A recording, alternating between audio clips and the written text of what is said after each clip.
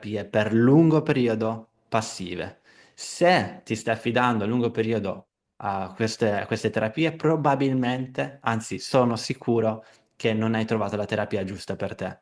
Non puoi andare a aggiustare il tuo corpo se il tuo corpo non è rotto, ok?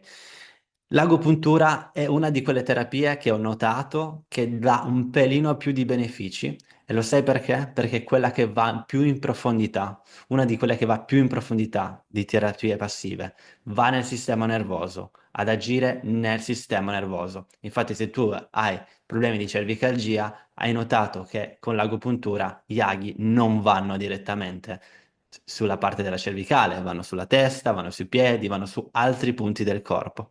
Lì stiamo arrivando verso la soluzione, ovvero quella di dire che il sistema nervoso centrale, cervello, midollo spinale,